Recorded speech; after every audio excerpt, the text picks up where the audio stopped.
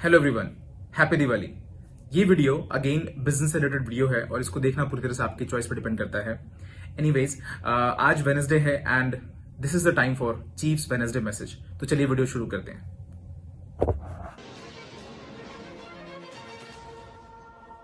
Greetings my we family all over the world.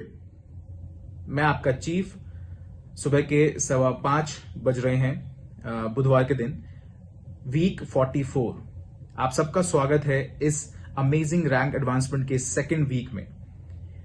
ये बिल्कुल ही unbelievable था गाइस। मैंने अभी अभी अपने 3 से 4 घंटे गुजारे हैं अमेजिंग कोर इन सर्विस के साथ, द अलायंस के साथ।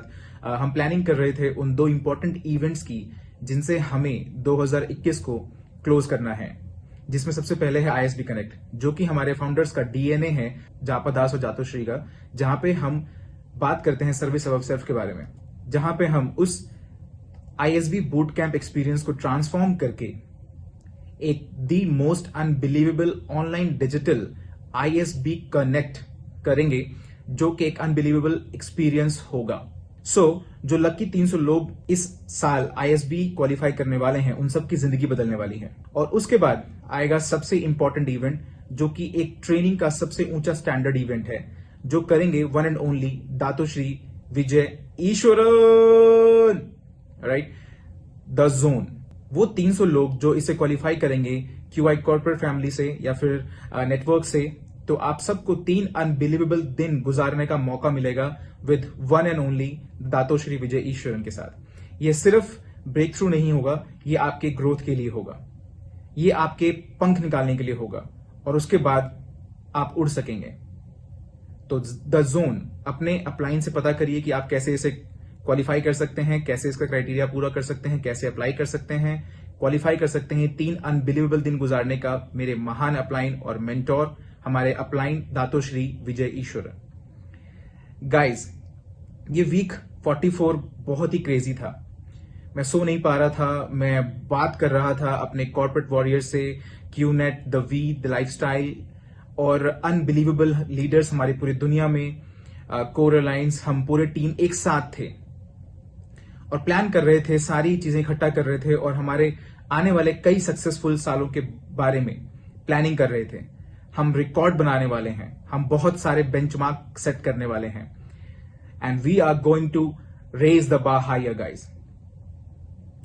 और इस वीक 44 में, जैसा कि आप लोग बिजनेस बिल्ड कर रहे हैं, मुझे याद है मेरे साथ कुछ ऐसा ही हुआ था जब मैं बिजनेस बिल्ड कर रहा था। अब आप में से बहुत सारे लोग नए हैं, आप में से कुछ लोगों की जर्नी 1 हफ्ते पहले शुरू हुई है, कुछ लोगों की साल भर 2 साल पहले, कोई फर्क नहीं पड़ता। आपको मेरी बात बहुत ध्यान से सुननी होगी। जब मैंने बिजनेस बिल्ड करना शुरू किया था तो मैं पूरी तरह से पागल हो गया था, क्योंकि मुझे ये पता था कि ये कितना जरूरी था कि मैं इस बिजनेस को पूरी एनर्जी के साथ शुरू करूं, और वो इसलिए ताकि वो मोमेंटम क्रिएट हो सके जो आने वाली कई जनरेशन तक रहे। यही मेरा प्लान था। मैं रोज की एक्टिविटी में, रोज की परेशानी में पूरी तरह से डूब गया था। मैं एक प्रेजेंटेशन मशीन हुआ करता था गाइस, पर मैं आपको आज बता दूं, इस अमेजिंग बिजनेस QNet में फाइनेंशियल फ्रीडम का जो आंसर है वो है प्रेजेंटेशन। इसके अलावा कोई भी कॉन्सेप्ट पर बिलीव मत करिए, किसी भी हाइप पे बिलीव मत करिए। ये सच है, मैं आपको बता रहा हूं, क्योंकि मैंने पिछले 23 सालों तक बिल्ड किया है दातोश्री और जापादास बिस्मा के लिए। इससे बेहतर कोई आंसर नहीं है, इससे बेहतर कोई तरीका नहीं है, ना ही इसका कोई शॉर्टकट है। और आपको कंसिस्टेंट प्रेजेंटेशन की पावर को समझना होगा, जो कि सक्सेस मंत्रा रहा है हमारे सारे वी पार्टनर्स का, सारे AVP का, वी काउंसल्स का, वी एलीट लीडर्स का। अगर आप हमारे सारे मैक्स आउट किंग और क्वीन से पूछेंगे कि उनके सक्सेसफुल होने का राज क्या है, प्रेजेंटेशन। तो मैं एक्टिविटी में इतना डूब गया था, और मुझे याद है मैं दातोश्री विजय के पास जाया करता था और उनको हर चीज का अपडेट दिया करता था, ये इस चीज का, उस चीज का, मैं ये बिल्ड कर रहा हूं, मैं एक नया मार्केट ओपन कर रहा हूं, दिस दैट एवरीथिंग। और ये पूरी तरह से क्रेजी था, एक्टिविटी। और एक रात जब मैं दातोश्री के साथ बैठा हुआ था काउंसलिंग सेशन में, मेंटोरिंग सेशन में, तो उन्होंने उस दिन मुझे याद दिलाया कि आपकी एक उंगली का ऑर्गेनाइजेशन के पल्स पे होना कितना जरूरी है। और मैं इसे कभी समझ नहीं पाता था, क्योंकि मैं बहुत बिजी था हर वो चीज करने में जो इसे करने के लिए चाहिए थी। और फिर उन्होंने मुझे बताया, नेटवर्क मार्केटिंग में जो सबसे बड़ा खतरा है कि जब आप बिजनेस बिल्ड कर रहे होते हैं तो आप अपना ट्रैक लूज कर देते हैं। क्या चीज इंपॉर्टेंट है आप ये नहीं जान रहे होते हैं कि सच में क्या चल रहा है, क्योंकि आप भाग रहे होते हैं अपनी ऑर्गेनाइजेशन के साथ और कई बार आप अपने लेफ्ट में और राइट में नहीं देख पाते हैं, आप पीछे नहीं देख पाते हैं। अंत में आपको रियलाइज होता है कि आप अकेले भाग रहे हैं। और नेटवर्क मार्केटिंग सिर्फ आपके बारे में नहीं है, नेटवर्क मार्केटिंग आपके सक्सेस के बारे में बिल्कुल नहीं है। आपकी स्पीड, आपकी एबिलिटी, ये सिर्फ एक आदमी या एक औरत का शो नहीं है। नेटवर्क मार्केटिंग में आपकी सक्सेस इस बात पर डिपेंड करती है कि आपकी अपनी टीम के साथ लेकर चलने की क्या एबिलिटी है, सेम डायरेक्शन में, सेम इंटेंसिटी के साथ। दातोश्री विजय ईश्वरन कहते हैं कि कई बार लोग ये भूल जाते हैं कि नेटवर्क मार्केटिंग टीम के लिए है, ये पूरी तरह से टीम वर्क पर डिपेंड करती है। और उन्होंने मुझे सबसे बड़ा वैल्यूएबल लेसन दिया मेरे इन 23 सालों की जर्नी में। उन्होंने मुझसे बात करी पावर ऑफ रिलेशनशिप्स के बारे में, और उन्होंने मुझे याद दिलाया कि अल्टीमेटली आपको जीरो से फाइनेंशियल फ्रीडम तक का जो सफर है, ऐसी क्या चीज है जो आपको वहां ले जाएगी। वो है आपकी स्ट्रेंथ, आपका रिलेशनशिप, आपकी टीम के साथ जो आपने बिल्ड किया है। ये सिर्फ आपके बारे में नहीं है, ये आपकी टीम के बारे में है। और मैंने उस समय रियलाइज किया कि मैंने सक्सेस बहुत जल्दी देख ली थी और मैं ऐसा मानने लगा था कि सिर्फ ये मेरे लिए है, मेरी इंटेंसिटी, मेरा पैशन। और ये बहुत बड़ी गलती है। आप अच्छा खासा कमा सकते हैं अपनी एबिलिटी के अकॉर्डिंग, और ये वही गलती है जो बहुत सारे नेटवर्कर्स एकदम से एक्सपीरियंस करते हैं, क्योंकि वो सबसे पहले अपने हॉट की तरफ जाते हैं। और जब आप हॉट जोन की तरफ जाते हैं तो वहां पर आप 20 या 30 लोगों को साइन अप कर सकते हैं खुद से, और आप देखते हैं कि आप चेक कमा रहे हैं, ये काफी अच्छे चेक्स हो सकते हैं। और जब आप ये सारे चेक्स कमाने लग जाते हैं तो आपको ये बिलीव होने लग जाता है कि आप ये काम खुद से अकेले कर सकते हैं। और फिर कुछ वक्त के बाद जब आप हॉट जोन से वार्म जोन या कोल्ड जोन की तरफ बढ़ते हैं तो आपको सडनली ये रियलाइज होता है कि ये सफर अकेले तय करने वाला नहीं है, ये एक सफर है टीम का, ये एक सफर है डुप्लीकेशन का, ये एक सफर है लोगों को बिल्ड करने का। और दातोश्री विजय ईश्वर ने मुझे याद दिलाया उस बहुत इंपॉर्टेंट रात को मेरे नेटवर्किंग के सफर में कि सबसे बड़ी जो गलती होती है वो ये होती है कि लोग भागते हैं। और हाँ, आपको भागना जरूर चाहिए, लेकिन कभी भी अकेले मत भागिए, ऑलराइट? क्योंकि अगर आप अकेले भागेंगे तो आप बहुत दूर तक नहीं भाग पाएंगे। तो यहां पे ये सवाल आता है कि आपको अकेले भागना चाहिए आपकी पूरी स्पीड से, या फिर आपको चलना चाहिए एक ग्रुप के साथ जो कभी स्लो नहीं पड़ेगी, जो कभी रुकेगी नहीं, जो कंसिस्टेंट और सही रास्ते पर है फाइनेंशियल फ्रीडम की तरफ। और उन्होंने मुझे बताया जो सबसे बड़ी गलतियां लोग करते हैं, और वो ये है कि वो अपने रिलेशनशिप्स को फॉर ग्रांटेड लेते हैं। आप ऐसा सोचते हैं कि सिर्फ शुरुआत में रिलेशनशिप को बिल्ड करना काफी होता है और फिर रिलेशनशिप खुद से चलता रहता है। और इसलिए मैं आपको आज बताऊंगा वो चीज जो शायद मैंने अपनी लाइफ में, अपनी जर्नी में सबसे इंपॉर्टेंट सीखी है। वो है रिलेशनशिप को मैनेज करने का आर्ट। और जो सबसे पहली चीज है जो दातोश्री विजय ने मुझे सिखाई है वो ये है कि पद्मन, तुम्हें कंसिस्टेंटली अपनी उंगली अपने सारे रिलेशनशिप के पल्स पे रखनी होगी और किसी भी रिलेशनशिप को फॉर ग्रांटेड नहीं लेना है। इससे फर्क नहीं पड़ता कि आप कौन हैं, इससे फर्क नहीं पड़ता कि आप कितने बड़े लीडर बनने वाले हैं। कभी भी अपने रिलेशनशिप को फॉर ग्रांटेड मत लीजिए। आपको इसे कॉन्स्टेंटली चेक करना पड़ेगा, रीचेक, डबल चेक। और अगर आप ब्रांड न्यू हैं और आपके पास सिर्फ एक साइन अप है तो आपका वो एक रिलेशनशिप है। अगर आपके पास कोई साइन अप नहीं है तो भी आपका एक रिलेशनशिप है उस इंसान के साथ जिसने आपको रेफर किया है, आपका अपलाइन। और ये रिलेशनशिप ही है जो आपको वहां तक पहुंचाएगा। लोगों को लगता है कि ये स्ट्रेटेजी है, लोगों को लगता है कि बहुत सारी और भी चीजें हैं, लेकिन ऐसा कुछ नहीं है। मेरा ऐसा मानना है कि नेटवर्क मार्केटिंग में जो सक्सेस की पावर है वो पूरी तरह से डिपेंड करती है आपके रिलेशनशिप की स्ट्रेंथ पे। जितना ही ज्यादा आपका रिलेशनशिप स्ट्रांग होगा उतना ही ज्यादा आप में स्टेमिना होगा अपने सफर में आगे बढ़ते रहने के लिए। आपका रिलेशनशिप जितना ही ज्यादा स्ट्रांग होगा उतना ही ज्यादा आप मोमेंटम क्रिएट कर पाएंगे अपने सफर पर और तेजी से बढ़ने के लिए फाइनेंशियल फ्रीडम की तरफ, और मैक्स आउट हो पाएंगे। तो इसे आप अच्छे से समझिए। अगर आप सच में किसी एक चीज में मास्टर बनना चाहते हैं तो वो होगा आर्ट ऑफ रिलेशनशिप। और ये वापस एक रूल पे आके निर्भर करता है, और वो है कोई भी रिलेशनशिप बिना ट्रस्ट पास के नहीं एग्जिस्ट कर पाएगा। और ट्रस्ट पास वो है कि जब सामने वाला आपको परमिशन देता है उससे ट्रुथफुल होने के लिए, उनके घर जाने के लिए, उन्हें पुश करने के लिए। और यहां जो लोग गलती करते हैं उन्हें लगता है कि अगर वो एक अपलाइन है तो उनका ट्रस्ट पास खुद ब खुद बिल्ड हो गया है।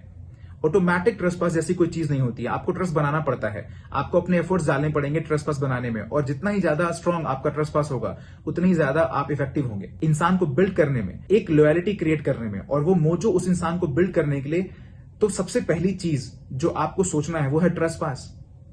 एक गलती जो लोग करते हैं वो ये करते हैं कि उन्हें लगता है कि उन्होंने शुरुआत में अपना ट्रस्ट पास बिल्ड कर लिया है और उन्हें आगे ट्रस्ट पास को चेक करने की या एस्टेब्लिश करने की जरूरत नहीं है। दातो श्री विजय ने मुझे हमेशा बताया ट्रस्ट पास खराब हो सकता है, ट्रस्ट पास खत्म भी हो सकता है, ट्रस्ट पास गायब भी हो सकता है। तो उन्होंने मुझे कॉन्स्टेंटली रिमाइंड कराया कि जब आपके पास बहुत सारे रिलेशनशिप्स होते हैं तो आपको हमेशा अपने ट्रस्ट पास की हेल्थ चेक करनी पड़ती है कि आपका जो ट्रस्ट पास है आपकी कोर टीम के साथ, आपके लीडर्स के साथ, आपके अप्लायंस के साथ, आपके ग्रैंड एम्प्लाइंस के साथ, द वी के साथ, मेरे साथ, जापदास के साथ, दातो श्री विजयेश्वरन के साथ, इन सबको इफेक्टिव होने के लिए ट्रस्ट पास की जरूरत है। और आपको इस ट्रस्ट पास की हेल्थ का कॉन्स्टेंटली चेकअप करते रहना होगा। ऑलराइट, और ये बहुत जरूरी है। बहुत सारे लीडर्स ये मिस्टेक करते हैं कि ठीक है, मैंने शुरुआत में ट्रस्ट बिल्ड कर दिया है, अब मुझे आगे चेक करने की जरूरत नहीं है। और एक दिन आप हैरान हो जाते हैं जब आपको कोई छोड़ के चला जाता है और कोई क्विट कर जाता है या दूसरे जहाज में बैठ जाता है या फिर कोई दूसरे MLM कंपनी ज्वाइन कर लेता है या कुछ भी। ये सब इसलिए होता है क्योंकि आपने ट्रस्ट पास को फॉर ग्रांटेड ले लिया था। सबसे इंपॉर्टेंट चीज जो आपको स्टैब्लिश करनी है, जो मेंटेन करनी है, नर्चर करनी है, जिससे आपको रीस्टेब्लिश करना है, जिससे आपको फीड करना है, मॉनिटर करना है, वो है ट्रस्ट पास। आपको हमेशा अपने लीडर्स के साथ भी होनी चाहिए और आपके अप्लायंस के साथ, अपने ग्रैंड अप्लायंस के साथ। सेकंड पॉइंट जो दातो श्री ने मुझे बताया, जो कि बहुत जरूरी है, जब आप एक टीम को बिल्ड करना शुरू करते हैं तो आपको एक ऐसा एनवायरनमेंट क्रिएट करना होगा जहां पे आप उन्हें उनके एक्सप्रेशन को एक्सप्रेस करने की फ्रीडम दे सकें। क्योंकि कई बार लोग नेटवर्क मार्केटिंग को गलत समझ लेते हैं, सिर्फ इसलिए कि आप एक अपलाइन है और आपके पास एक ट्रस्ट पास है। इसका मतलब ये नहीं है कि आप बिजनेस को ओन करते हैं, इसका मतलब ये नहीं कि आप मैनेजर हैं, इसका मतलब ये नहीं है कि आप उस इंसान के बॉस हैं एक जॉब की तरह। ये एक पार्टनरशिप है, यहां पे हमेशा बराबरी होती है। सिर्फ एक एडवांटेज जो आपके पास है वो है ज्यादा नॉलेज, ज्यादा एक्सपीरियंस, सिर्फ इसलिए क्योंकि आप इस सफर में थोड़ा पहले आए थे। इसका मतलब और कुछ नहीं है, क्योंकि आपके डाउनलाइंस आपको पीछे छोड़ सकते हैं, क्योंकि आपके डाउनलाइंस आपसे बड़े बन सकते हैं, उनके चेक्स आपसे ज्यादा बड़े बन सकते हैं। तो इसलिए आपको कंसिस्टेंटली आपकी टीम में ऐसा एनवायरनमेंट क्रिएट करना होगा। इससे फर्क नहीं पड़ता कि आपकी टीम कितनी बड़ी है, कितनी छोटी है, और उन्हें आपको एनकरेज करना होगा उनके एक्सप्रेशंस को एक्सप्रेस करने के लिए। मुझे जापदास और दातो श्री का डाउनलाइन होना बहुत पसंद है, भले ही चाहे वो हमारे ग्रैंड अप्लायंस हो, हमारे फाउंडर्स हो। मैं जब भी उनके पास होता हूं तो मैं कभी भी सफोकेटेड फील नहीं करता और ऐसा कभी नहीं फील करता कि मुझे बोलना चाहिए कि नहीं। उन्होंने ऐसा एनवायरनमेंट क्रिएट किया हुआ है जहां पर मैं खुद को एक्सप्रेस कर सकता हूं। हाँ, जब तक मैं उनकी रिस्पेक्ट कर रहा हूं, मैं बिल्कुल भी एरोगेंस शो नहीं कर रहा हूं, मैं कभी अपना फुल कप शो नहीं करता हूं, मैं अपनी विनम्रता के साथ वहां जाता हूं, लेकिन मैं खुद को एक्सप्रेस कर सकता हूं, मैं शेयर कर सकता हूं कि मैं कैसा फील कर रहा हूं। और ये बहुत जरूरी है।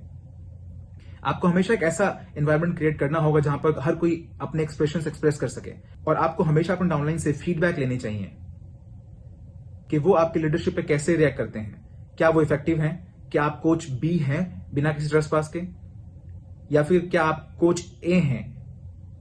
और इसके लिए आपके पास एक एनवायरनमेंट होना चाहिए जहां पर वो खुद को एक्सप्रेस कर सकें।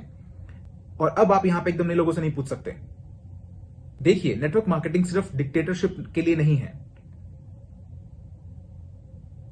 ये लोगों को एम्पावर करने के लिए है। हर वॉइस मैटर करती है। यहां पे आपको ट्रस्ट पास चेक करना पड़ेगा, रीस्टेब्लिश करना पड़ेगा, दोनों तरफ से, अपलाइन और डाउनलाइन। और तीसरा जो पॉइंट है वो दातो ने मुझे सिखाया कि आपके पास कुछ ऐसे लोग होंगे जो सही डायरेक्शन में जा रहे होंगे और वो आपको ट्रस्ट करते होंगे, आपके साथ लॉयल होंगे, आप उनके हाथ पकड़े होंगे, वो आपके हाथ पकड़े होंगे और सारी चीजें परफेक्ट होंगी। तो आपको उन्हें हमेशा कंसिस्टेंटली उनके डेस्टिनेशन के बारे में उन्हें याद दिलाना होगा। क्योंकि देखिए, अगर लोग बहुत लंबे समय तक कहीं एक सफर पर जाते हैं तो वो आपस में बात करते हैं, अरे हम कहां जा रहे हैं, हे सिस्टर हम कहां जा रहे हैं, और कोई भी इसका आंसर नहीं जान रहा होता है, जो कि एक डाउट क्रिएट करता है, एक अनसर्टेनिटी क्रिएट करता है। और फिर लोग बोलते हैं, अरे मुझे अब रुकना चाहिए, मुझे नहीं पता हम लोग कहां जा रहे हैं। ये कॉमन सेंस है।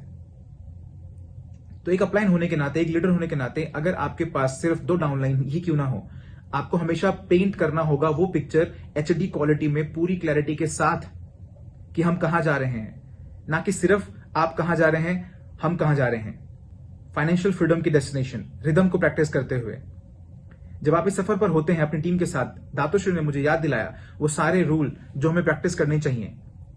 जैसे कि आपका एटीट्यूड ये डिसाइड करता है कि ये जर्नी कितनी मजेदार होने वाली है।